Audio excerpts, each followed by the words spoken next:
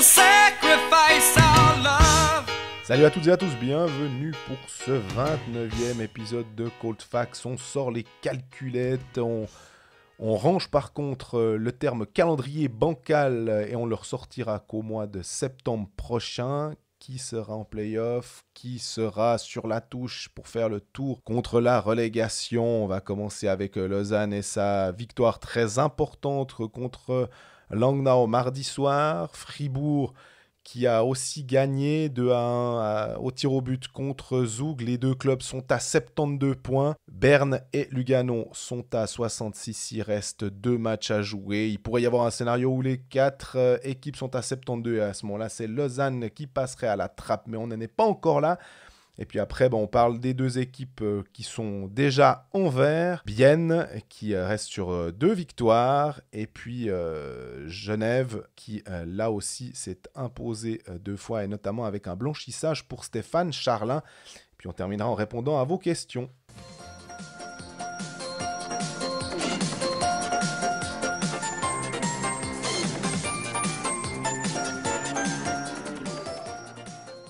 Salut Greg.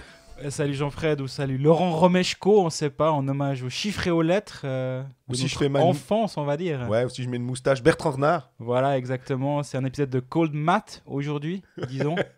Vu que tout le monde a sorti le boulier depuis hier soir, on n'en a pas dormi. Cold Probability. Voilà, exactement. 2 matchs à jouer, 4 romans toujours en dessus de la barre. 3 c'est sûr désormais. Il n'y a plus vraiment de danger qu'il y en ait 2 qui tombent. Ouais. Mais bon, on va quand même y arriver à cette première saison. 100% romans en play-off. 100% des romans en play-off, les 4. Ouais, j'espère aussi vraiment, sincèrement, ce serait chouette. Et il y avait aussi cette histoire du groupe régional avec 3 équipes du même groupe qui ne se sont jamais retrouvées jusqu'à présent en dessous. Et là, pour qu'il n'y ait pas cette chose-là, il faudrait que Berne, par exemple, soit en dessous et que Lugano arrive à se sauver. Voilà. Mais vu les dernières tendances, ça va être chaud, je dirais, en Berne et Lugano quand même. On va simplifier le truc. Lausanne ne se qualifierait pas pour les playoffs selon un seul scénario. C'est une égalité à 72 points de 4 clubs. Lausanne, Fribourg, Berne et Lugano. Pour ce faire, Lausanne doit perdre ses 2 matchs. Berne doit gagner ses 2 matchs. Lugano également, et Fribourg doit perdre contre Genève. C'est le seul scénario qui élimine Lausanne, parce que dans la confrontation, dans la mini-pool que ça créerait entre les 4 équipes à égalité, Lausanne est l'équipe qui a le moins de points à cause du nombre de points perdus contre Fribourg. Oui, mais parce qu'il faut rappeler aussi que comme il y a des matchs 6 contre une équipe et 4 contre l'autre, on enlève le premier match à domicile et le premier match à l'extérieur. Exactement. Un seul scénario élimine Fribourg. C'est un peu le même que Lausanne, à une petite différence. Donc c'est 2 défaites en 60 minutes aussi, évidemment. C'est 2 victoires de Berne, 2 victoires de Lugano, c'est obligatoire. Et Lausanne doit faire un point à Genève, ce qui fait que Lausanne passerait à 73 points. Se sortirait donc de cette poule de 4. Poule de 3, Fribourg serait le dernier parce qu'ils ont moins de points contre Berne et Lugano. C'est limpide, non ? Ouais, mais alors là, toi qui aimes bien des fois faire des probabilités... ou bien quand on fait des cotes pour les paris, de se dire la cote elle est intéressante parce que voilà, selon ce qu'on estime des forces en présence, là on est sur des probabilités 79, 80 contre 1 quoi. En gros, moi je le parierais pas, disons. Après il y a que 2 matchs à jouer. En pourcent, tu mettrais quoi ? Tu mettrais 1 et quelques pourcents. J'ai fait les calculs, je me suis un poil planté en oubliant de remultiplier derrière, mais c'est 1 et quelques pourcents de probabilité pour les 2 cas. Ils sont, on va dire, aussi improbable l'un que l'autre, mais la possibilité mathématique existe toujours et il n'y a que 2 matchs finalement. Donc c'est que quelques résultats, si quelques résultats tournent dans une direction ou dans une autre, ça peut aller assez vite. Maintenant, finalement, le plus simple, c'est Lausanne et Fribourg font un point et puis ils sont les deux du bon côté, on va dire. C'est pour ça d'ailleurs que à la fois au télétexte et surtout sur le site de la Ligue, on va dire, on a toujours que 5 clubs en vert. Exact. Et qu'on a ces 4 clubs qui sont encore en blanc, on va dire, où ça n'a pas encore été décidé, à cause des probabilités et des scénarios que tu viens de décrire. C'est pour ça qu'il y en a certains qui ne sont pas en vert, alors que Dieu sait qu'on nous a posé la question mardi soir sur Twitter, sur le groupe Facebook. Mais à raison, hein. Moi je comprends que Bien sûr. C'est aussi notre job d'être là pour faire ces calculs, pour perdre un temps pas possible, à reprendre toutes les confrontations directes entre Fribourg et Lugano, Fribourg et Lausanne, etc. grâce aussi au chef de presse de Lausanne lundi, on avait réglé déjà le cas lausannois. Ça m'a déjà rendu bien service. Et derrière, ben voilà, il va falloir jouer les matchs. Au bout du compte, c'est le plus simple. Mais oui, la probabilité existe. Et 72 points, ça ne suffit pas. On rappelle, l'année passée, c'était 74 points. Zurich et Fribourg qui ne s'étaient pas qualifiés pour les playoffs. Et le premier qualifié avait été Genève à 75. Voilà, le 1,5 points, le fameux 1,5 points. D'ailleurs, c'est drôle, c'est qu'en ce moment, Fribourg et Lausanne sont à 1,5 points par Pile, match. exactement. Et on y revient toujours. Tu gagnes tes matchs à la maison, tu perds tes matchs à l'extérieur, tu es en play-off. Mais c'est assez intéressant, mine de rien. On dit on y revient toujours, mais au moins ça fait au moins une base, je vais dire une base légale, non mais une base qui te permet de te dire jusqu'à preuve du contraire, jusqu'à ce que ce soit démontré et qu'il y ait vraiment un championnat qui soit tellement serré que ça suffise pas ou qu'il y ait un tel écart avec 4. Mais tout tu de vois, suite. même l'année passée, on a deux clubs détachés. Il y a Rapperswil et Davos qui ont arrosé la ligue de points durant toute la saison. La moyenne était quand même 1,5, un poil plus haut du coup, parce que justement Rapperswil et Davos étaient un petit peu largués, donc tout le monde a eu sa moyenne un poil plus haute. Cette année, Ambry et Rapperswil sont 11 et 12, sont moins loin que n'étaient Davos et Rapperswil l'année dernière. La moyenne baisse un tout petit peu, mais au bout du compte, la variabilité, elle est assez petite finalement. C'est vraiment intéressant maintenant de voir ces derniers matchs. On parlera plus en détail des clubs comme on le fait, mais là on voulait d'abord revenir sur ce scénario et autour de la barre. Qui est-ce que tu vois toi sur ces 2 derniers matchs qui vont se disputer vendredi et samedi, donc il n'y aura pas tellement le temps de... Là pour le coup, les matchs après match, on peut pas en vouloir aux joueurs de nous sortir ce laïus parce que c'est le cas. Ils doivent vraiment même là partir sur tiers après tiers pour tous les clubs, quoi. Enfin les 4 clubs concernés. Plus ça va, plus je me demande si Berne n'est pas gentiment dans la panade. Alors que la semaine passée, je pense que j'ai dû dire Lugano. Mais c'est sur une question de tendance. Là, actuellement, honnêtement, moi je mets Lausanne en vert dans le sens où le scénario des 4 à 72 qu'on a évoqué tout à l'heure me semble suffisamment improbable. Dans le sens, il faudrait que Fribourg fasse pas de points. Il y a quand même beaucoup de probabilités pour qu'on n'y arrive pas. Donc moi, je pense que Lausanne, on peut gentiment les mettre du bon côté. Fribourg faire un point à Berne, c'est pas simple. Tu joues après le dernier match à la maison contre Genève. Oui, c'est plus facile, mais vu la circonstance d'un 50e match, d'un Genève qui va de toute façon vouloir surtout pas se ménager en disant il faut rester dans le rythme, les playoffs, etc. Donc ça va pas être simple. Mais dans le même temps, Lugano et Berne, eux c'est simple, ils doivent pas calculer. C'est 2 matchs, 2 victoires, sinon ils ont aucune chance. Et autant être dans les positions de Fribourg et Lausanne. Et entre les deux, moi je crois presque que Berne est plus dans le jeu. Hein. Mais c'est drôle parce que il y a certaines personnes sur Twitter qui nous disent on a réécouté les anciens épisodes et puis effectivement, vu qu'on vient de manière hebdomadaire, la vérité d'un mercredi peut être totalement remise en cause le mercredi suivant ces temps-là parce que Lugano, tu regardais et tu me disais avant cette série négative de 3 défaites sur les 3 derniers matchs, ils étaient sur un super trend. Donc forcément que quand on vient le mercredi puis qu'on se dit qui nous semble plutôt favori pour être au-dessus, Lugano, on y croyait et c'est Simon Misitrano notamment qui mettait, mais il y a quelques semaines, on va dire peut-être 2 semaines, qui voyait pas trop pourquoi on était aussi confiant vis-à-vis de Lugano. Et lui, c'est vrai on peut dire que lui, il était sceptique pour le mois. Je suis d'accord. Mais Lugano avait été à 6 victoires en 7 matchs avant de perdre ses 3 de suite. Et c'est là que tu vois, comme tout le monde autour de la barre est en train de faire des points. On regarde, Fribourg enchaîne les points actuellement, donc a pu dépasser Lugano et Lausanne. Tout le monde est en train d'emmagasiner des points, donc tu peux pas te permettre d'avoir ne serait-ce que 3 matchs consécutifs difficiles.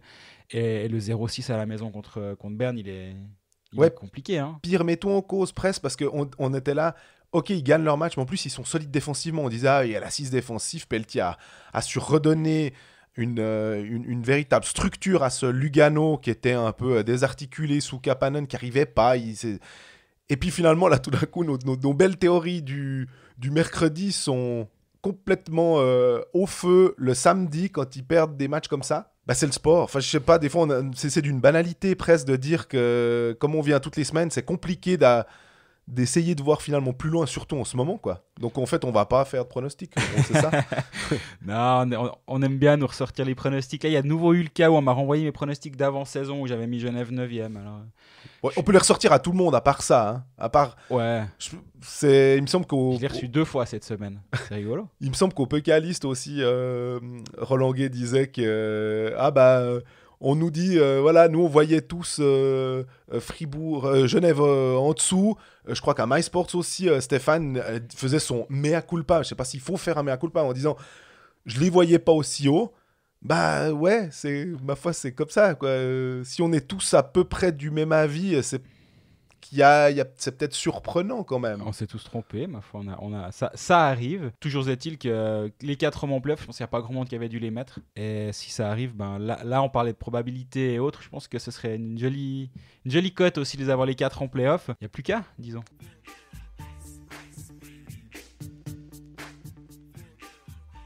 Bon, on va revenir plus en détail sur les matchs et sur les clubs en fait.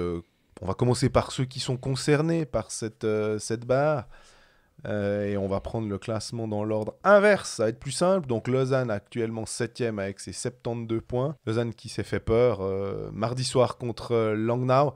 Parce qu'on se souvient qu'il y a eu un match samedi contre Rapperswil à Rapperswil que Lausanne menait, que Lausanne devait gagner. Finalement a perdu en prolongation. Après avoir a été égalisé en ayant un powerplay de 5 minutes pour terminer le match. Par Noah Schneeberger, c'est vraiment le doigt d'honneur dans ta face quand c'est ça qui se passe quand on se rappelle que Noah Schneeberger n'était pas un pestiféré mais qu'il a été placé à Rapperswil, que ça arrangeait bien Fribourg, etc. etc. Mais mardi soir, Lausanne a pas fait un match T'allais dire c'est rassuré. Bah, ouais, peut-être que... Puis tu t'es ravisé, hein. Est-ce qu'il s'est rassuré, Lausanne ? Lausanne, les joueurs avaient l'air soulagés quand même de se dire... Alors, ils disaient tous, on veut pas parler play-off, effectivement. Ils se sont bien gardés de ça parce que, évidemment, on se projette tout de suite avec eux quand on parle. On parle des prochains matchs. On a tendance à dire que c'est bon, mais tout en sachant que mathématiquement, comme on l'a dit, il y a une chance que non. Donc, ils ne voulaient pas parler de ça. Par contre, ce qui est sûr, c'est que quand à la 55e, il y a 1-1, que tu as eu Langnau a eu des powerplays, que tu n'es pas dans une situation formidable, que ça sent un peu le match potentiellement qui part en prolongation, admettons, puis que là, tu arrives à le gagner en moins d'une minute. Tu fais tourner, passer le score de 1-1 à 3-1. Ils se sont évités quand même bien des tracas parce que on rappelle, Lausanne actuellement est sur une période assez difficile. Oui. Enchaîne les défaites, manque de confiance, bref, on va pas refaire tout le tableau. Là, si tu arrives encore à perdre contre Langnau à la maison, là ça devient vraiment difficile. Ce qui nous a permis d'être un poil plus optimiste aussi, c'est de dire ils sont à 72 points. Normalement, les playoffs, il faudrait un scénario compliqué, voire improbable pour ne pas être en playoffs. Mais bon, j'ai revu le match. Sérieusement, ils font quoi après le premier tiers ? Toi qui étais sur place, t'arrives à m'expliquer parce qu'on regarde les stats, 13-5 au premier tiers, ouais. Bon nombre de shoots. Là aussi, je regarde le match d'un œil, ils sont solides. Voilà, c'est pas formidable. Il y a un but de Vermin qui est annulé. Assez justement, il touche la mitaine de Tchatcho. Je pense que c'est juste. Mais alors c'était un peu spécial parce que ça avait pas tellement d'incidence. Tchatcho, c'est un peu comme le goal de Brodin. Je me dis allez, favorisons les attaquants. Parce que le défenseur de Langnau, il tombe, il pousse avec le gant, il a plus de canne en plus. Donc Vermin est un peu embêté, il ne touche même pas. Il essaye de toucher le puck, mais il ne le touche pas. Et il touche la mitaine de Tchatcho un petit peu. Mais j'ai posé la question à Vermin, il me dit je touche la mitaine. Ouais, moi je suis assez d'accord avec l'avis. Je pense que les arbitres n'avaient pas Vermin qui est manager comme moi, donc il se dit ça sert à rien. Mais c'était plus de la maladresse. Mais bref, il y avait ça. Après, ils arrivent à marquer sur leur premier powerplay. Tu te dis mais c'est pas mal. Et puis le tir médian où en fait la statistique elle fait très très mal aux yeux parce que c'est 2-12 les shoots. Alors il y a un tir de Vermin de nouveau sur le poteau en fin de deuxième tiers qui n'est pas comptabilisé dans les tirs cadrés. Mais à part ça... Mais ça devient une marotte déjà à Rapperswil. Premier tiers, ils étouffent Rapperswil 19 shoots à 3 dans le premier tiers. Il n'y a pas que les shoots, mais il y a aussi même 19-3. C'est même, ça, certes, c'est qu'une stat, mais elle est tellement parlante. Derrière... Ils se sont fait gentiment mais sûrement remonter par Rapperswil au nombre de la statistique de shoot 14-7 pour Rapid dans le deuxième tiers, ils n'arrivent pas à enchaîner sur une deuxième période solide et à jouer leur jeu finalement durant 60 minutes. Et ça devient quand même un problème. Bah, surtout à la 48e journée. Parce que quand tu dois un peu aller chercher avec les joueurs qu'ils ont, encore une fois, la question qu'on se pose, c'est est-ce qu'ils vont réussir à être des guerriers, surtout des joueurs talentueux, il n'y a pas de problème. Mais est-ce que ces joueurs talentueux, mais ça on l'a déjà dit à maintes et maintes reprises, est-ce qu'ils vont réussir à s'accrocher? Alors, hier en parlant avec Genadzi et Vermin, on sentait quand même que tout le monde s'était couché sur les pucks. Genadzi me dit j'ai ramassé un tir dans les couilles. Ouais, il s'est pas couché, là il l'a pris. Voilà. Il était là au mauvais endroit, au mauvais moment. Oui, mais pour dire, il oui, s'est mis en face des shoots. Quoi, le pauvre à part ça. Voilà. J'ai vu les images, quand il va sur le banc et qu'il est à quatre pattes, tu dis ouh là là là. Ah bah donc la partie masculine des spectateurs de Malais était pliée en deux. Hein.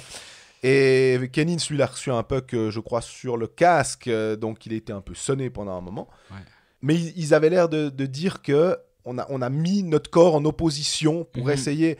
Et cet état d'esprit-là, de la part de joueurs qui sont censés être et je mets les guillemets avec mes doigts, des vedettes, ou en tout cas des joueurs qui ne sont pas des joueurs de soutien, ça prouve que tout le monde est concerné. Après, on se raccroche à ce qu'on peut, hein, mais... Non, mais nombre de tirs bloqués, 20. C'est tout à fait correct. Et c'est rare, je trouve, que l'état d'esprit soit ce qui transpire des interviews à Lausanne. C'est rarement le cas. Et quelqu'un me le faisait remarquer récemment en disant « Mais t'as déjà entendu un Lausannois dire ouais, on a gagné en équipe cette année, cette fois ?» Puis je dis non, c'est vrai que c'est assez rare. Après, c'est toujours des discours d'après-match, mais ça reflète quand même. Et là, tu le dis très justement, c'est ce qui transpirait à l'interview. Oui. Et est-ce que, après, c'était pas noir la semaine passée et blanc aujourd'hui? Absolument pas. Il y a toujours des entre-deux et c'est des nuances. Mais que ça sorte aux interviews, ce genre de phrases et de vocabulaire... C'est intéressant, je trouve, en tout cas, à observer, de dire, OK, là, c'est une victoire d'équipe, ils se sont serrés les coudes pour aller la chercher, là où, à Rapperswil, ils sont tous chiés dessus, ouais, on va être clair. Complètement.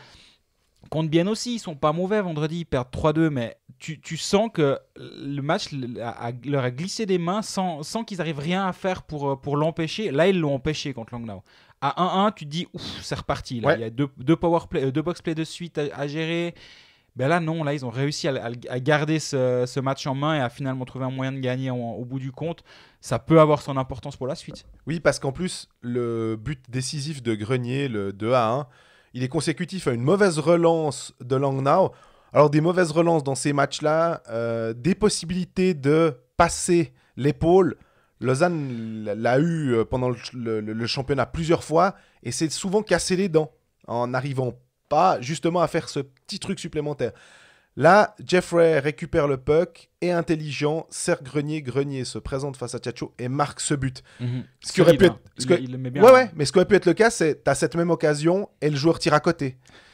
Et là, tu repars pour... tu te dis, t'es frustré, tu lèves les yeux au ciel, tu te dis, oh non, on l'a raté.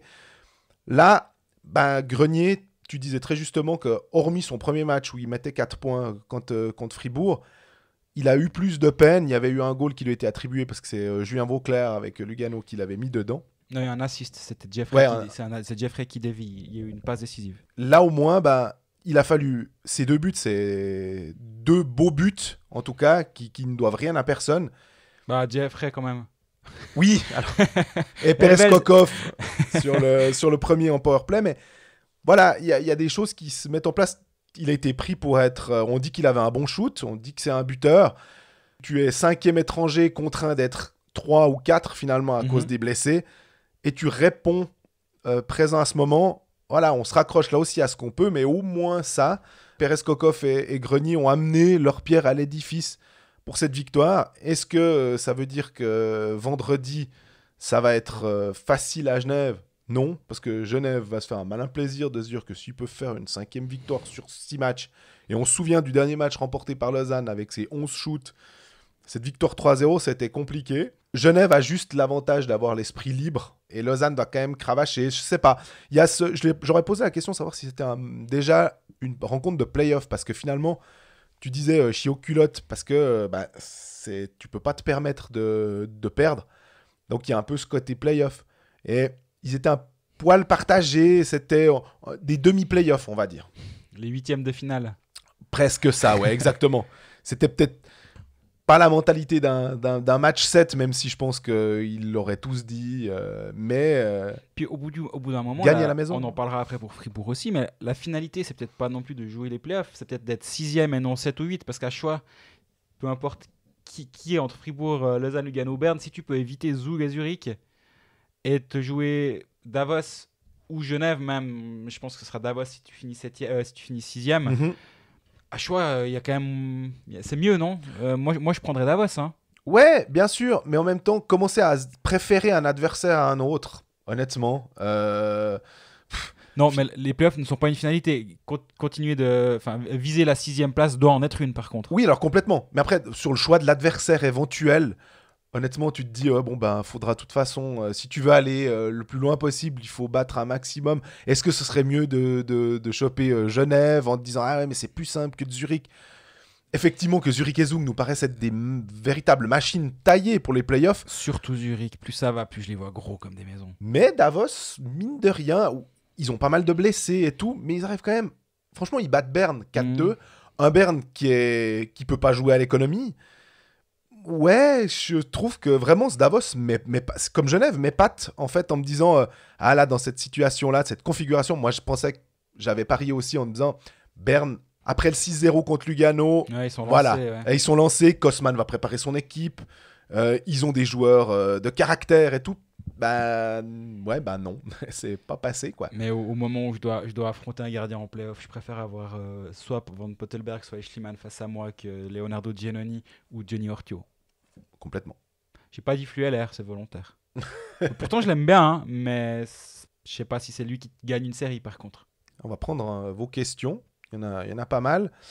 Et notamment une question de Raphaël Iberg qui dit « J'ai lu ici et là que, outre le contrat de Peltonen qui vient d'être prolongé, la situation en cas de licenciement du coach est rendue encore plus problématique par le fait que la survie d'Alston à son poste de directeur sportif en dépend indirectement, info ou intox. » Alors, je ne peux pas répondre sur son affirmation. Par contre, le fait que le futur de Ville Peltonen soit lié au futur de Jan Alston, je peux clairement entendre cette histoire-là parce que c'est Alston qui prolonge Ville Peltonen, donc indirectement ou directement même, si Alston décide ou s'il y a une décision de licencier Peltonen, ça fragilise la position de Jan Alston. Et ça implique une erreur de management de sa part. Il va falloir payer un contrat de 2 ans à un entraîneur que tu viens de signer et que tu débarques.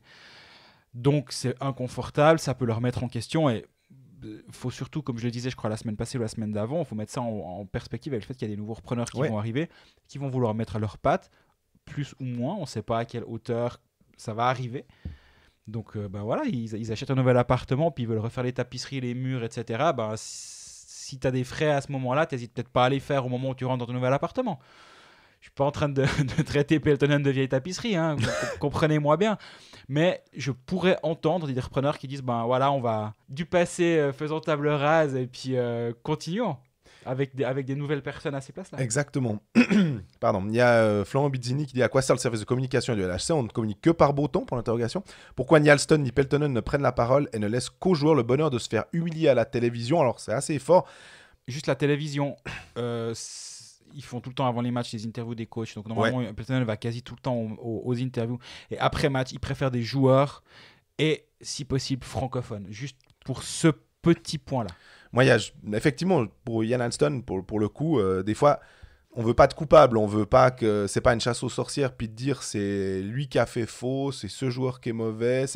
Mais juste un tout petit peu de communication en temps de crise pour Lausanne quand c'était le cas et c'est tant qu'ils sont pas en play-off. De remous, voilà. De tumulte. Ouais, exactement. Voilà. Juste de venir un peu, c'est le rôle du directeur sportif. En fait, on devrait pas forcément avoir à aller vers le président ou vers d'autres, ou vers le directeur général. Enfin, l'aspect sportif finalement, de venir au début de la saison pour fixer les objectifs et de venir à la fin de saison pour faire le bilan.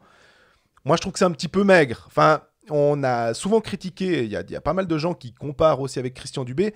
Mais Christian Dubé, pour le coup, il s'est mis en première ligne en acceptant de se mettre derrière le banc. Ça lui réussit plutôt pas mal en ce moment. En l'occurrence, il vient devant la presse. Et rien que ça, finalement, de venir, de peut-être prendre quelques coups aussi, d'accepter de faire un coup de gueule comme il l'avait fait après le match à Davos. Moi, je trouve que c'est assez sain, au moins. Parce que quand tu dis rien, tu entretiens les complotistes. Alors que si tu dis quelque chose, au moins on peut se rattacher à ce que tu as dit là, puis dire à ceux qui se posent des questions, non, mais il avait répondu il y a une semaine. Ah ouais, merci. Martin Steinegger aussi, au plus fort du tumulte aussi. Le mot crise, des fois, il est un peu sorti trop vite, mais du tumulte à Bienne, quand il perdait beaucoup de matchs de suite, il est venu, il a calmé tout le monde, il a dit, ben voilà, c'est une période un peu compliquée, mais il a pris la parole. Là, moi, j'ai fait une interview de Diane Alston lundi, j'en ai utilisé 2 phrases dans 20 minutes et une dans 24 heures, parce qu'on a nos multiples clients dans l'agence dans laquelle je travaille. Mais malheureusement, il s'est borné à vouloir parler que du match de Langnau. Je respecte complètement cette position-là. J'entends, il n'y a pas de problème. Mais au bout du compte, je trouve que ça aurait pu être une occasion pour dire, ben voilà, pour aussi calmer les gens. Tu sens que ça commence à grogner beaucoup autour du club. Bah, tu viens, tu essaies de calmer les gens. Il y a une hiérarchie aussi. Hein. Exactement. Et là, maintenant, on a parlé avec le président Patrick Depreux, que j'ai trouvé très bon en interview, et émotif comme il sait l'être, mais en même temps sans être dans les excès. Il raconte comment lui vit cette situation. Et c'est pas un mal de dire comment tu vis une situation. Et comment Ian Alston vit la situation, on ne le sait pas. J'ai pas réussi à... Mais voilà, moi je respecte cette façon de faire parce que moi je suis pas en place dans un club et je sais pas comment je réagirais si j'étais à la com du Lausanne HC par exemple. Donc je respecte leur façon de faire, mais c'est vrai que pour travailler c'est un peu plus difficile et au-delà de notre cas de journaliste, parce que ça c'est pas très important, je me mets à la place des fans qui eux sont de l'autre côté du coup et qui se retrouvent face à un mutisme et à des interviews là en l'occurrence c'était Genadzi et Froidevaux à Rapperswil qui regardent dans le vague et puis qui disent qu'ils sont paumés. En gros, ça donne pas vraiment confiance et c'est peut-être là où tu as besoin d'une personne forte qui vienne et puis qui prend la parole et qui assume et puis tu te dis ok, on est dans les mains de tel et tel, on a les mains de Steinegger, on est en de bonnes mains, on fait confiance. Et là il n'y a pas cette confiance là, je sens, et c'est dommage. Ce qui est drôle, tu te dis de l'interview de Patrick Depreux que tu as eu, tu dis il est plus dans l'émotion et justement je me disais à Lausanne comme on essaye de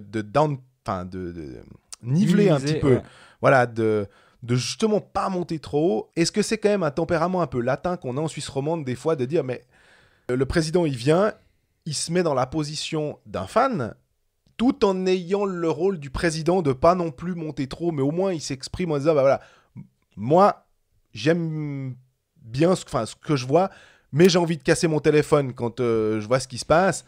Et je pense que les gens peuvent se rattacher à ce genre de choses. Alors, et si un technicien vient et dit mais attention, il y a ci, il y a ça, voilà, pensez à ça aussi. Ah ouais, c'est vrai qu'on n'avait pas pensé à ce facteur-là.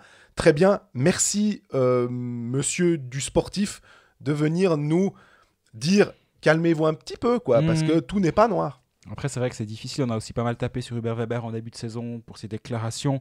C'est des postes qui sont très exposés et c'est difficile, j'imagine, de faire face à ça, surtout quand tu t'attends pas. Lausanne, à mon avis, j'ai réécouté la conférence de presse d'avant-saison. Ils disent top 6 et après c'est comme ils disent tous, top 6, puis après c'est une nouvelle saison qui commence. D'ailleurs, comme ça tu peux enchaîner, Johan Duriot, Lausanne n'était-il pas surcoté en début de saison? Alors eux, ils se sont pas surcotés. Top 6 et après on verra aller le plus loin possible en coupe. Bon là ça a un peu merdé mais c'est pas grave. Mais top 6 et sortir de la phase de poule de Ligue des Champions, bien ils l'ont fait, ils ont même été plus loin que ça. Ils ont passé encore un tour de la phase à élimination directe. Donc si on reste très factuel, au bout du compte, on pourra peut-être même se dire mais en fait ils ont fait leur top 6, ils sont sortis de la phase de poule. Le seul truc qui n'a pas fonctionné ou le seul objectif qui n'est pas atteint, c'est d'aller le plus loin possible. Après tu peux jouer sur les mots, est-ce qu'ils sont allés le plus loin possible en perdant contre Ajoie?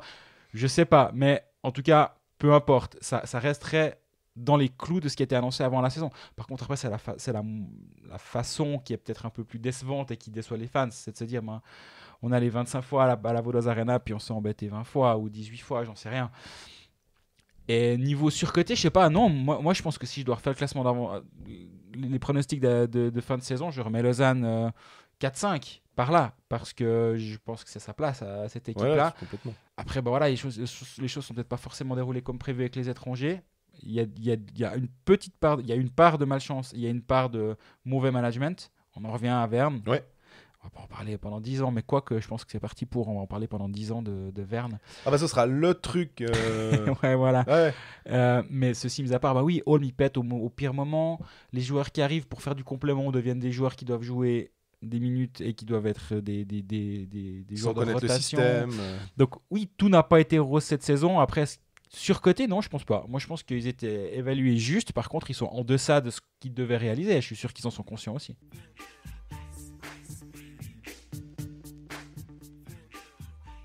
Alors dans le club 72, je demande Fribourg-Gotteron avec 72 points et une belle victoire contre Zug 2-1 au tir au but et un dernier tiers de feu de la part de Fribourg 16-3 contre une des deux grosses machines du championnat. Ils sont habitués des derniers tiers de feu. Hein. Il y a eu le 5-0 contre Lugano l'autre soir. Au niveau comptable, on dira ils avaient les vannes étaient ouvertes, c'était bien. Là, ils en ont marqué un seulement, mais ça a suffi pour aller un peu plus loin. Au tir au but et de finalement s'imposer. D'ailleurs, de toute façon, Fribourg, en général, quand ils vont dans le temps supplémentaire, c'est quasi une machine, quoi. Il y a juste eu Bern, sauf erreur, qui les a battus en prolongation une fois. Sinon, c'est 10 victoires et une défaite. Ce qui leur permet aussi d'être là, hein, parce qu'ils n'ont que 17 victoires dans le temps réglementaire, finalement. Mais c'est ces 10 victoires-là qui leur permettent d'être à la même hauteur que Lausanne, qui a plus de victoires en temps réglementaire. Mais ça, Ouais. je pense. Franchement, Fribourg est dans un trend tellement positif, quoi. On a l'impression qu'ils sont sur des rails, même si, effectivement, ils ne sont pas encore qualifiés. Tu parlais des probabilités, on est très confiant. Surtout parce qu'on est confiant parce que l'état d'esprit, on imagine difficilement maintenant de se dire « Ah ouais, bah, ils vont perdre ces 2 matchs qui viennent, pas arriver à ne serait-ce que gratter 1 point, parce qu'on rappelle, il leur faut 1 point. Et puis, on est bon, quoi. » Surtout que là, c'est 7 victoires, 1 défaite lors des 8 derniers matchs. La seule défaite, c'est à Zug.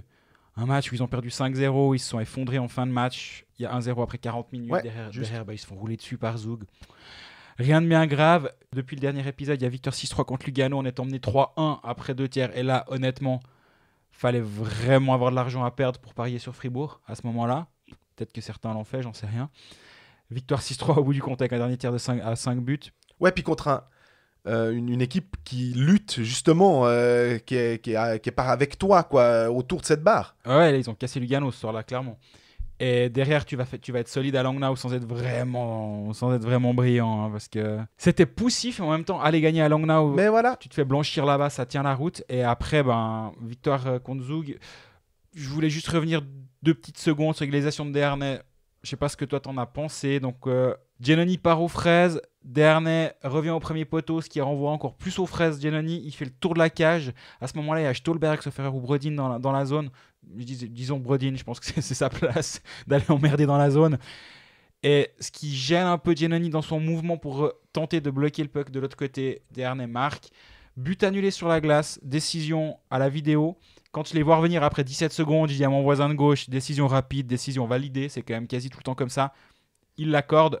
Honnêtement, s'il l'annule, je pense qu'ils se prennent des gobelets sur la tête, mais moi je comprends. Ouais, mais tu as dit un peu quand tu as fait ta description. Donc, on favorise l'attaquant. Pour moi, je trouve qu'il faut favoriser le jeu. Si on doit commencer à regarder avec des loupes, puis de faire des zooms 1000 fois pour voir si effectivement il l'a bien poussé, ça m'énerve. Moi, on parlait une fois de la VAR aussi, quand tu donnais cet exemple de l'Angleterre, en regardant avec une marge. Ouais, bon, c'est bon, quoi. Dans l'esprit, si tu veux, à la rigueur, oui, si on applique la loi stricto sensu, c'est comme ça. Mais après... Est-ce que Giannoni est vraiment gêné dans son mouvement? C'est la question. Si c'est pas le cas, t'accordes. Et là, je pense qu'ils ont un doute. Sur la glace, ils donnent le goal. Donc, il n'y a aucune image qui donne la certitude de la décision inverse. Jouer, dit l'arbitre. Ils ont joué. J'ai eu pas mal de gens qui m'ont répondu sur Twitter. Ouais, mais ça compense la simulation qui est venue à la suite laquelle est venu le 1-0 de Zug. On rappellera toujours, hein, une erreur plus une erreur. En fait, ça fait 2 erreurs. Ça s'équilibre pas. Peu importe de quel côté, ça reste 2 erreurs. Donc, dès qu'il y a une erreur, il va pas falloir en faire une deuxième derrière. Merci. Sébastien Berset, Gotteron qui a 9 orteils en play-off. peut-être 10 mardi soir vers 22h, il avait posé la question 9 et avant. demi mardi soir vers 22h. Me fait penser au Gotteron de 2008 que personne ne voyait en play-off et qui sort Berne au premier tour. Une équipe en forme fin février qui se qualifie à la dernière minute peut-elle faire tomber une équipe comme Zug ou Zurich de cette année en quart de finale? On a l'impression que, en tout cas, on n'a pas envie de jouer une équipe qui est en forme. Je crois que c'est Alors, les assez ingrédients de Gotteron, quand ils avaient sorti Berne, c'était un gardien en feu. C'était Sébastien Caron, la fameuse histoire des ballons de plage. Il arrêtait tout, il les a dégoûtés cette série-là. clair. Reto Berra, d'accord, ok. Ça marche. Défense solide, Fribourg en a une actuellement. Elle paye pas de mine à part ça, hein, franchement, je trouve. Mais comme on avait vu avec Langnau, quand le système est bien appliqué, il n'y a pas besoin d'avoir des joueurs étoiles pour que ça fonctionne. Non, les Stalder à Planalp, il fait un mauvais match contre Zug, mais globalement, il est solide. Stalder, pour en faire le tour, franchement, il faut prendre une journée de congé, c'est une catastrophe. Donc, il est impassable à 1 contre 1, c'est vraiment bizarre. Je reviens à une phrase, j'avais dit une fois. J'ai demandé à un attaquant de Liga, peu importe lequel, quel est le défenseur le plus dur à passer en 1 contre 1. Il m'avait dit Ralf Stalder. J'avais pouffé. Il m'a dit non, mais je suis sérieux, c'est vraiment. Il est chiant parce qu'il est tellement bas sur pattes. Ouais. Et son centre de gravité est tellement bas que tu peux pas le bouger, déjà. Et il est quand même pas lent, c'est un faux lent. Il est réactif. Et en faire le tour, c'est pas possible. Enfin, je sais pas si c'était un pote de Ralf Stalder, puis il a dit ça pourrait être sympa, mais toujours est-il que si tu le regardes un peu, c'est vrai qu'il est dur à passer en 1 contre 1. Et mine de rien, l'année prochaine, la saison prochaine, il sera plus là. Mhm. Et on en parlera quand on fera les prévisions en saison 3. Hein, mais faudra remplacer un joueur comme ça. Il faudra qu'il y ait quelqu'un qui ait ce rôle. Je sais pas, ça sera intéressant à part ça.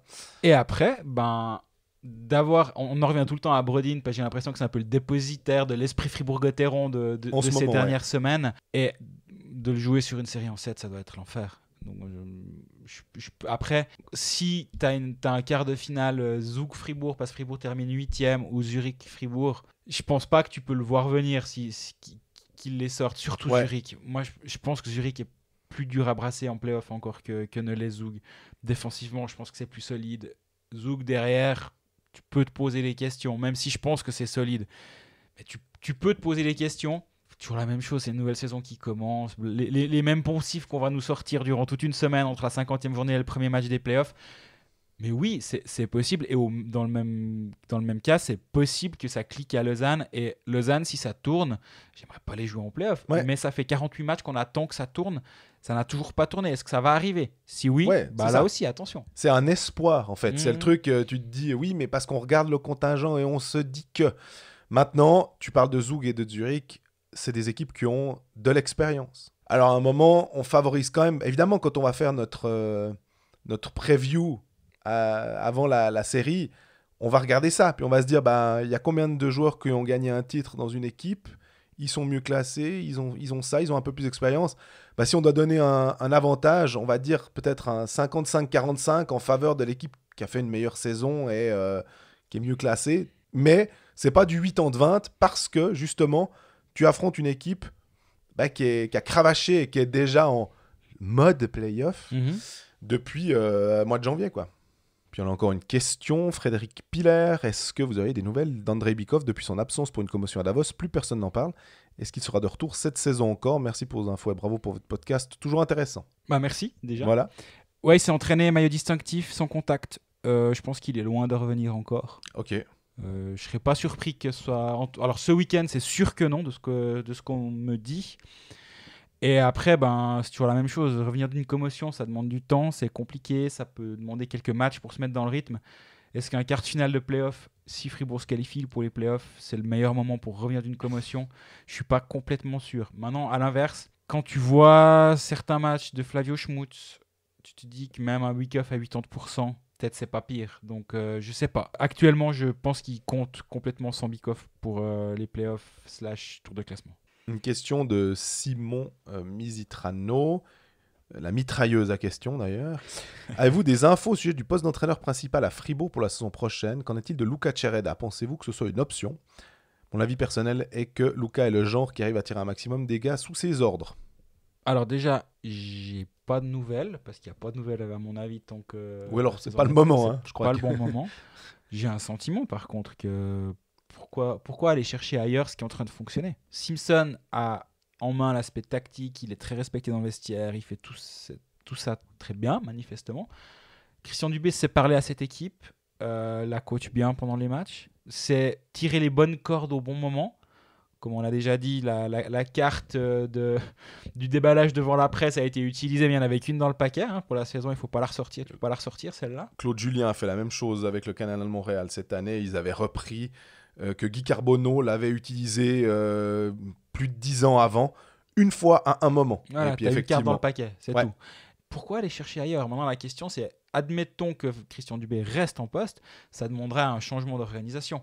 Il ne pourra pas faire ce qu'il a fait cette saison, à savoir bosser directeur sportif plus entraîneur. Là, le scouting est assuré un petit peu par Fedorchuk. Donc, lui peut se dédouaner d'aller voir des matchs, mais à long terme, ils devront renforcer la cellule scouting, ils devront peut-être aider Christian Dubé dans certaines tâches au quotidien pour qu'il puisse continuer à faire son travail de directeur sportif. La double casquette, elle est possible s'il est bien entouré. En l'état, je pense que c'est vraiment, vraiment difficile. Luca Tchereda, j'avais lu, mais je suis pas sûr que son contrat est une sorte de contrat, un CDI, quoi. Ils ont signé un contrat à durée déterminée avec c'est lui Tchereda qui décide. en disant on se donne 3 mois de préavis, mais t'es gentil. Enfin, l'un et l'autre, on est gentil l'un avec l'autre, puis on dit pas à mi-janvier qu'on arrête pour fin avril, quoi.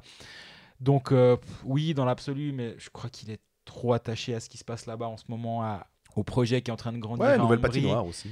La nouvelle patinoire qui arrive. Je sais pas. Moi, ce que j'imagine du futur de Luca Tchereda, c'est s'il part d'Ambry, c'est pour être en équipe de Suisse. Je sais pas. Ouais. J'ai aucun. C'est juste un sentiment ou une lecture de la situation. Je le vois trop bien dans ce qu'il est en train de construire là-bas. Après, bien sûr, je pense que c'est le rêve pour n'importe quel autre club d'avoir un coach comme lui parce que il est ultra respecté, il est moderne dans son approche du jeu, dans sa façon de coacher. Bien sûr, moi j'adorerais avoir Luca Tchereda en Suisse romande pour le côtoyer au quotidien, que ce soit à Fribourg, Lausanne, Genève ou Bienne. Mais je suis pas sûr que ce soit d'actualité. Mais tu parles de l'équipe de Suisse, ça me fait penser que cette structure fribourgeoise avec Simpson et Dubé me fait un peu penser à Albelin et Patrick Fischer, avec un Patrick Fischer qui va devant la presse, qui va activer un peu la carte de la passion et puis le cerveau derrière tout ça, le côté tactique, Sean Simpson ou Albelin en équipe de Suisse. Ouais, je suis d'accord. On en parlait après le match avec des confrères de MySports qui sont Jean-Philippe et Stéphane qui nous écoutent. On les salue si c'est le cas. Je disais exactement ça. Que ça me faisait penser à ça. Après, le in-game coaching de Patrick Fischer par rapport à celui de Christian Dubé, je ne sais pas. Je vois que Dubé fait beaucoup d'ajustements. Il travaille énormément sur les match-ups. C'était intéressant de suivre dans le match contre Zug. Comme il a tout le temps essayé de matcher sa ligne avec Walzer contre la ligne de Skarlinberg. En se disant ma première ligne va équilibrer celle de Zug. Leur deuxième, je leur envoie ma troisième en disant Walzer va pouvoir les contenir. Et ma ligne avec Schmidt, Stolberg, Sprunger sur leur troisième ligne avec Senteler va peut-être va faire la différence. Ouais. Je pense que c'était ça son plan de match. Si moi je l'ai vu, c'est que c'était pas non plus. Quand même. C'était pas un plan de match. Ne te dénigre pas. Fou. Mais.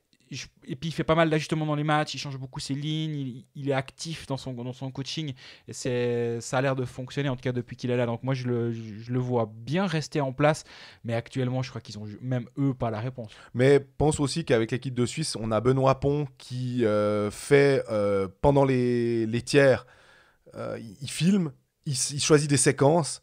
Et il descend à la pause pour aller les montrer à Patrick Fischer. Donc finalement on est aussi sur un coaching très actif. Peut-être que ça se voit moins, mais en tout cas, je pense qu'effectivement, pour pouvoir faire des ajustements, ils ont les cartes en main, en tout cas.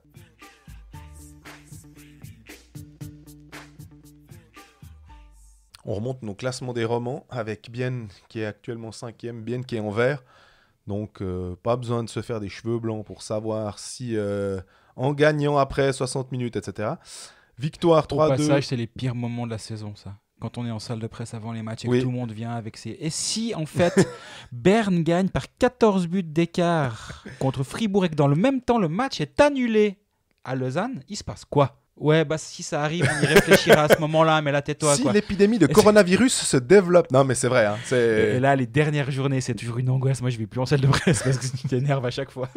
Bienne qui a donc battu Lausanne 3-2 et Langnau 5-2. Enfin, quand je dis Bienne a battu Langnau 5-2, c'est Damien Ria qui a battu Langnau 4-2. Voilà, quadruplé, c'était une soirée assez étonnante avec un quadruplé de Ria et un quadruplé de Pius Souter. Ouais. On pouvait peut-être plus s'attendre à un quadruplé de Souter que de Ria, et encore. Parce que Ria, Quand j'ai suivi l'équipe de Suisse là, pour les Prospect Games, c'était un peu la star de cette équipe. Et il avait marqué lors du deuxième match. Et avec Bienne, il est en train de revenir assez fort en cette fin de saison. On se rappelle, il avait eu ce tir de Kevin Fay, il avait été à la tête, il avait eu sans doute une commotion à cause de ça. Damien Ria... Je suis très content, parce que en plus c'est quelqu'un qui est hyper sympa et avec qui j'ai du plaisir à parler. Donc ça fait plaisir quand tu vois qu'il revient d'une saison très difficile. Accessoirement, il est dans mon équipe hockey manager. Donc ça, on aime bien. On le remercie pour ce quadruplé d'ailleurs. Mais il n'était pas capitaine ni assistant. Non, faut pas déconner. Voilà. Toujours est-il que Bienne, au-delà du fait qu'ils sont verts, ces 2 victoires-là, il leur reste Zurich à la maison et à Langnau. Ils peuvent préparer finalement assez sereinement leur truc. Est-ce qu'ils peuvent encore aller éventuellement chercher l'avantage de la glace ? Non, hein. Impossible. Ils ont 8 points de retard sur Genève. Donc c'est 5e au mieux. Attention, Fribourg et Lausanne sont pas loin quand même. Tous les calculs qu'on a fait concernant la place à 72, si tu as des égalités à 75, 76, etc. Là, alors j'avoue que j'ai pas fait les calculs. Mais c'est moins finalement. Les journées donc 24 heures. On verra le cas échéant samedi si ça peut être une possibilité pour samedi soir. Le danger vient de derrière. Là, ils ont plus rien à gagner. Ils ont qu'une 5e place à perdre en cette fin de saison. C'est ça. Mais mine de rien, avec 3-2, 5-2, tu encaisses peu. On se posait un petit peu des questions sur la défense biennoise.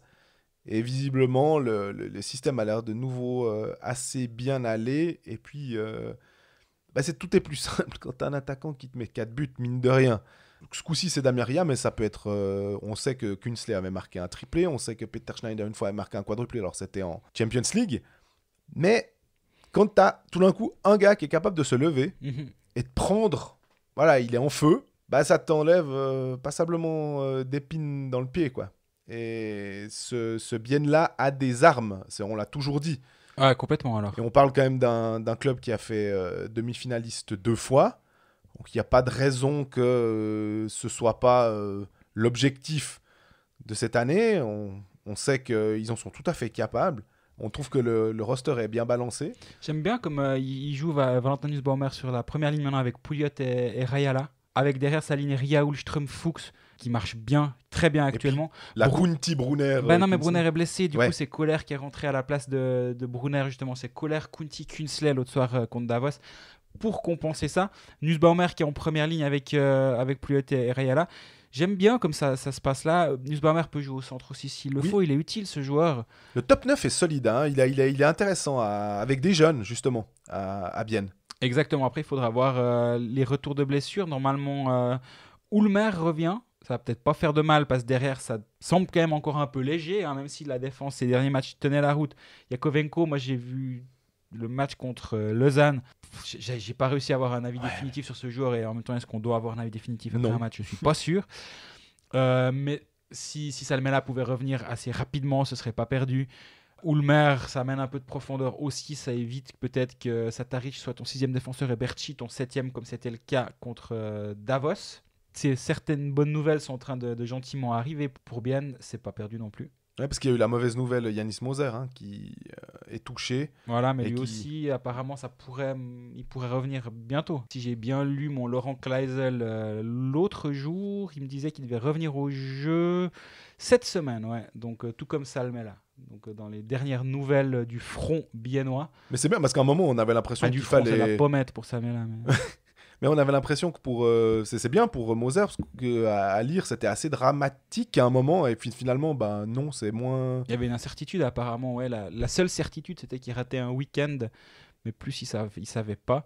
Donc ouais, si ton arrière-garde, il y a de nouveau Moser qui est un bon défenseur défensif, il y a Salmela qui est all-around. T'arrives quand même à avoir un top 6 défensif qui tient bien la route. C'est que positif. Ugly va revenir normalement aussi, c'est pas très grave. Tu sais à quel point j'aime ce joueur. Ouais. Donc là aussi, il y a plein de petites choses qui se mettent en place pour le bon moment. Je pense que là, c'est pas le moment pour rusher un retour de joueur, quoi. Si on se projette dans les playoffs, en fait, puisque eux ils sont ouverts, on peut le faire. Bienne jouerait contre Genève à l'heure actuelle. Il est tellement gros comme une maison, ce Lausanne-Genève. Puis là, Ça va être un autre derby roman Ouais, qui s'annonce. C'est pas fait, hein, c'est pas fait. Si Genève dépasse Davos ou si Bienne se fait remonter, ça peut encore arriver. Mais la probabilité que ce soit ça à l'affiche est grande. Et puis, on a regardé un petit peu les confrontations directes et Bienne est plutôt bien loti, avec aussi 2 victoires c'est 3 victoires pour Bienne et 1 pour Genève. Mais il y a 2 victoires, 6-3 et 7-3 notamment, qui font dire que... et une victoire à Genève, donc ils en ont gagné 3 sur 4 contre Genève Servette. Donc ils savent marquer des buts à Genève. Ça n'a pas été le cas de toutes les équipes cette saison, hein. Genève, on a assez parlé de leur système défensif avec seulement 114 buts encaissés. On peut enfin faire un classement facilement, vu que tout le monde a le même nombre de matchs. Enfin, pour la première fois depuis des mois, 114 buts encaissés, meilleure équipe du championnat, mais ils en ont pris 19 contre Bienne. Ouais. Comme quoi, c'est pas évident. Et ce qui serait assez amusant, en fait, dans le cadre d'une confrontation Bienne-Genève, ce serait qu'on aurait le meilleur powerplay face au meilleur box-play. C'est un peu comme la meilleure lance contre le meilleur bouclier, qui sait qui va gagner au final.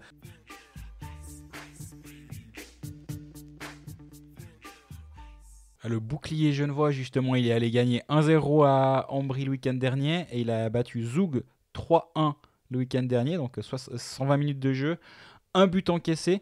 T'as l'impression qu'en ce moment, ils font tout pour voir jusqu'où ils peuvent tester les limites.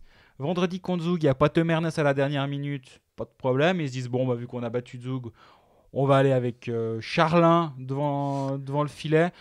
Alors Temernes sera de retour, mais on va voir si ça peut marcher aussi. Ça marche aussi. Du coup, je ne sais pas ce qu'ils vont faire ce week-end, mais toujours est-il que peu importe qui est sur la glace, le système de jeu marche toujours. Moi, je suis fasciné par cette équipe genevoise parce qu'effectivement, le tandem Desclous-Maillère marche bien. Mais alors maintenant, le trio Maillère-Desclous-Charlin marche bien aussi. Ça devient... il y a abondance de biens. Tu me diras, pour la saison prochaine, Maillère va partir à Davos. Donc, de savoir déjà qu'entre Desclous et Charlin, si tu as de nouveau un très bon numéro 1 et un très capable numéro 2, c'est la meilleure des recettes finalement. On voit que peu importe qui t'envoie, le type répond présent. Et ça... J'ai souvenir de Benjamin Comte qui avait été blanchi à Ambry lorsqu'il faisait ses débuts avec Genève Servette. J'ai un vague souvenir comme ça, et c'est lorsque j'ai vu Charlin se faire blanchir à Genève. Alors certes, il avait quelques minutes sauf erreur en National League, mais ça m'a rappelé ce souvenir. Oui, rappelle-toi, il avait joué contre Zurich, ils avaient perdu 2-1, mais il avait été très très bon. Mais le blanchissage à Ambry m'a rappelé Benjamin Comte il y a très longtemps finalement. Moi, ce qui m'impressionne aussi, c'est d'être solide défensivement avec une équipe en construction, on va dire, avec passablement quand même de jeunes joueurs. Au moment où ça compte, même si tu es déjà qualifié, tu peux pas, on l'a assez dit, laisser filer les matchs en disant « Ah, mais c'est bon, on se concentre sur les playoffs ». Non, Genève continue d'aller gratter, continue de trouver un moyen. De temps en temps, c'était une offensive qui jouait bien, et là, en ce moment, c'est une défensive folle. Et quand même, Mercier, pour dire, on parlait du box-play qui a 87, un peu plus de 87%, ce qui est vraiment très très haut en saison régulière. Il est encore plus haut ces derniers temps parce que si on prend depuis le mois de janvier, c'est fou. Mercier n'était pas là tout le temps parce qu'il était blessé. Exactement. Pendant ce temps, j'ai juste fait une petite recherche. 2008, Benjamin Comte, il fait ses débuts en Ligue A avec Genève à Ambry, il gagne 3-0 ce match. Bref, quelle mémoire. Non, moi je trouvais que c'était marquant ces débuts de Comte, ce qui nous fait nous dire que ça fait depuis 2008 que Benjamin Comte est dans la Ligue au passage. Et il est de 91, il me semble. Donc, exactement. Il a commencé très très jeune. Donc là, si on regarde NL Ice Data, 80% de chance pour Genève de terminer 4e, 16,9% de chance. Donc on sait qu'ils font des projections et ils lancent 1000 simulations d'une fin de saison théorique. Lausanne est à 100% de qualification pour le playoff, et c'est là où je ne suis pas totalement d'accord avec leur système qui doit laisser un 0,1. Quelque chose. Moins que 0,1, mais tu peux pas dire que Lausanne a 0% de chance d'être en play-out, enfin en tour de classement. Mais ça donne quand même une tendance assez claire. Et effectivement, avec 60% de probabilité, c'est Bienne qui est le 5e le plus probable, alors que Lausanne est à 32% et Fribourg à 7%. Donc on se dirige quand même vers un Genève-Bienne, mais le Genève-Lausanne est quand même toujours un petit peu possible dans un coin de la tête. Non, vraiment, Genève, c'est incroyable de voir qu'ils arrivent à être aussi bons en ce moment. Défensivement aussi, avec Tom Ernest, avec Winnick Fair, avec Richard sur le box-play. Alors, c'est clair que ce n'est pas tellement les jeunes qui sont envoyés dans ce genre de situation. Est-ce que à un moment, là je me fais peut-être l'avocat du diable en me disant est-ce qu'ils ne seront pas un peu fatigués à un moment, tous ces joueurs importants à jouer dans des situations en powerplay, parce qu'on sait qu'ils font aussi le powerplay, boxplay et tout, est-ce qu'ils peuvent... ils ont une expérience folle, mais... Tout comme est-ce que David Dernay va pas en avoir marre de jouer 30 minutes et 57 secondes, comme ça a été le cas contre Zug. Mais on est sûr de ça. Écoute, c'est le site officiel de la Ligue l'annonce en tout cas. Et c'est beaucoup. Mais j'ai l'impression qu'il était un shift sur 2 sur la glace, donc on est pas loin. Hein. On est même mieux. Quoi, non, il y a eu... Ouais. Mais je fais assez confiance justement à la gestion d'un contingent sur une série. Par Patrick Aymon pour pas trop griller ces gars. Ça dépendra aussi du nombre de pénalités que tu prends, si tu peux éviter les situations spéciales à devoir gérer, parce que c'est là que tu envoies toujours les mêmes à répétition. Maintenant, la question qu'on peut gentiment se poser, c'est aller en play-off pour faire quoi? On l'a déjà posé pour Lausanne il n'y a pas si longtemps. C'est quoi la limite pour ce Genève? Là, maintenant, tu te dis, passer un tour, ce serait déjà... Tout est bonus, finalement.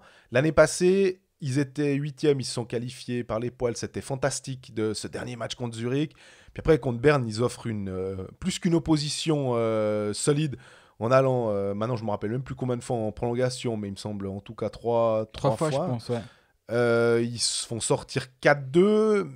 On se dit que pour certains joueurs aussi, ça te permet d'être revanchard. Tu vois ce que c'est, tu t'accroches jusqu'au bout. Donc finalement... Les joueurs avec de l'expérience en play-off, avec un esprit revanchard, j'ai envie de dire qu'il y a plein de coches plein de cases que tu peux cocher en te disant pas mal, c'est favorable à Genève. Après, il y a 2 points qui devront, 2 points d'interrogation à mon avis, c'est l'absence de Wingels pour quasi de la totalité du premier tour des play-offs. Il va rater 4 semaines. J'ai regardé.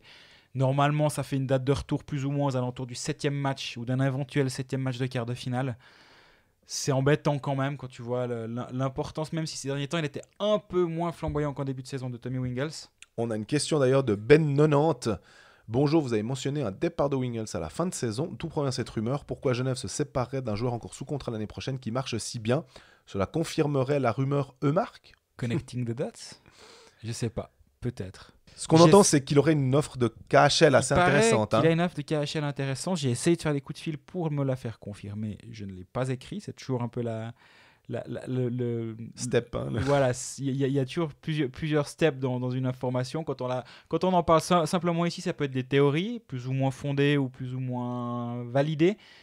Puis dès qu'on le sait, qu'on est sûr, on l'écrit. Là, c'est pas écrit, donc je suis pas sûr. Mais je pourrais imaginer que ce soit un profil qui intéresse en KHL.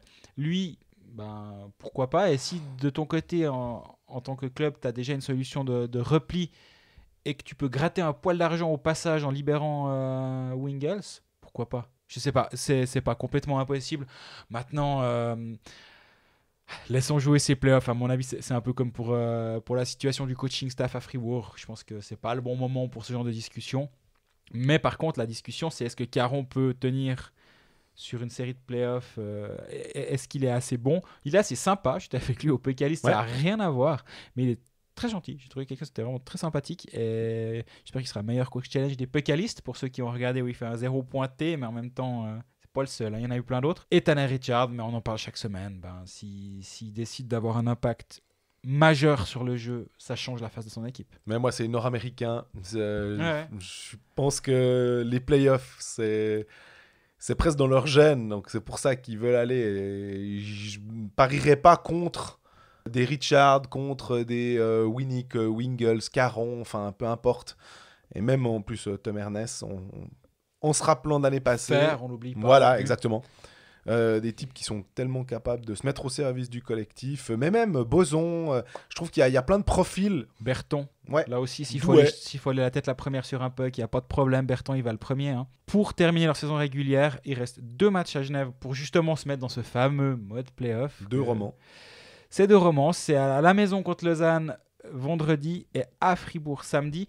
Indirectement, ils ont un peu le destin des deux romans, des 2 autres romans dans la lutte pour les playoffs entre leurs mains, finalement, parce que s'ils égarent des points contre les deux sont qualifiés. Ouais. Et je suis pas sûr que ça va arriver de manière aussi simple que ce que je viens de dire.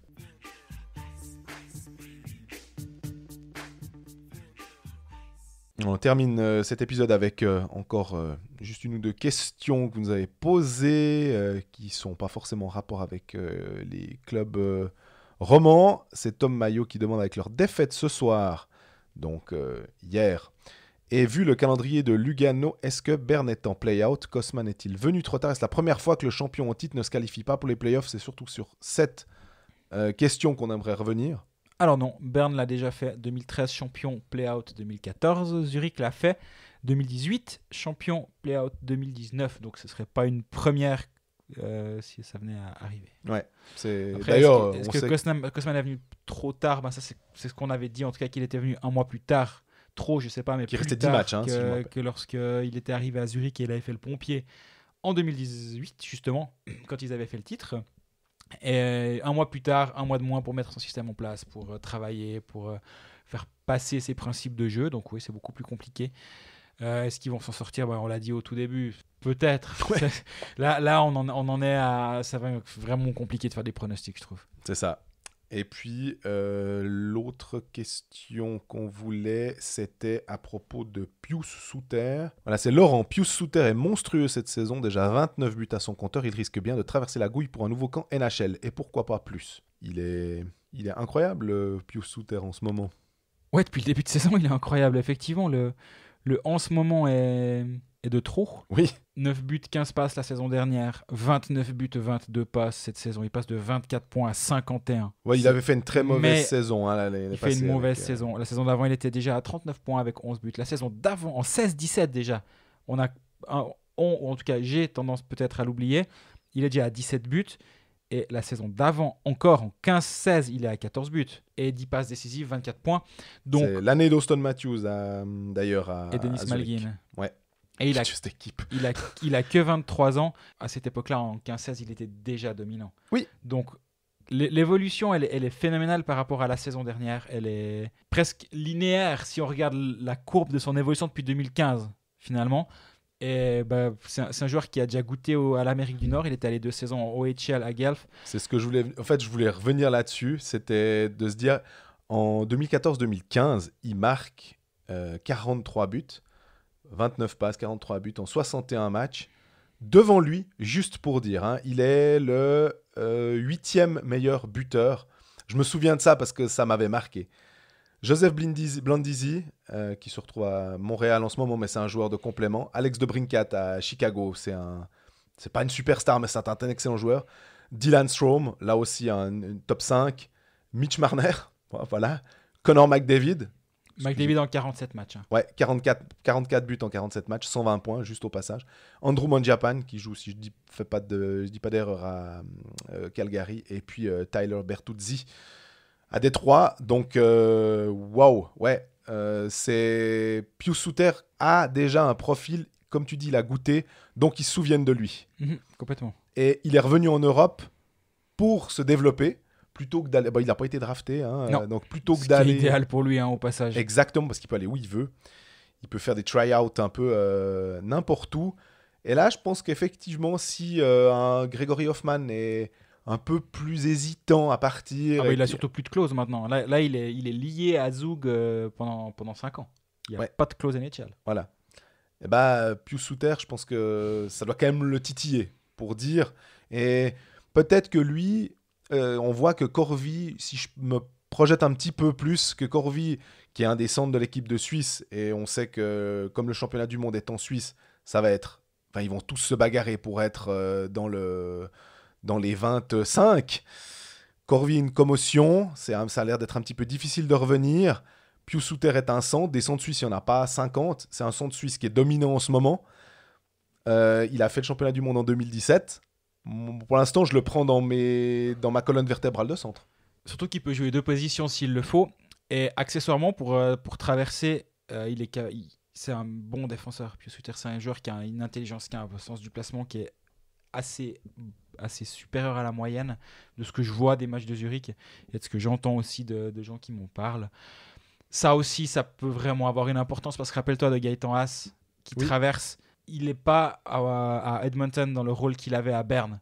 Il a un autre rôle. Et parce qu'il est capable de jouer ce jeu solide défensivement, qui va pas faire d'erreur, qui va, si possible, gagner ses engagements et être un vétéran avec un contrat rookie, disons. Et ça, c'est vraiment précieux dans la construction d'un roster. Bah là, un Pius Suter qui a déjà 5 saisons de National League dans les pattes, il débarque là-bas, il va pas coûter trop cher. Complètement. Mais il va déjà avoir un rôle peut-être plus en vue. Il a des Jeux Olympiques, il a une fois les Jeux Olympiques en 2018, il a des championnats du monde. Cette année, il va être dans l'équipe de Suisse à Zurich, sinon je fais une émeute. Enfin bref,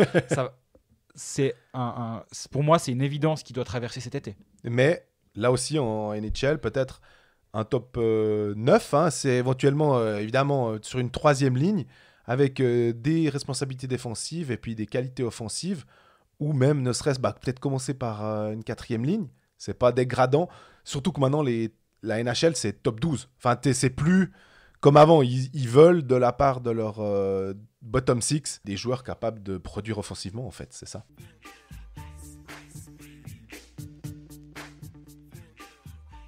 Avant de terminer cet épisode numéro 29, une petite annonce. Lundi soir, il y aura un épisode bonus à 17h, normalement, avec Gaëtan Voisard, qu'on a eu la chance d'interviewer pendant près d'1 heure cette semaine. Donc soyez au rendez-vous à l'heure où vous déprimerez si votre équipe est en play-out ou pas. Je ne vous le souhaite pas, en tout cas. Et nous, j'espère qu'on aura 4 romans à suivre en play-off, ce serait vraiment super. En attendant, profitez bien de ce dernier week-end de championnat. Pas trop de stress avec les calculs. J'espère qu'on ne devra pas devoir sortir le boulier jusqu'à samedi soir parce que c'est suffisamment pénible à faire. Les SI Gotteron fait ci et si Lausanne fait ça. Bref, profitez bien, profitez des matchs et puis on fera les comptes à la fin. Et faites attention à Hockey Manager parce que ça va être très stressant aussi.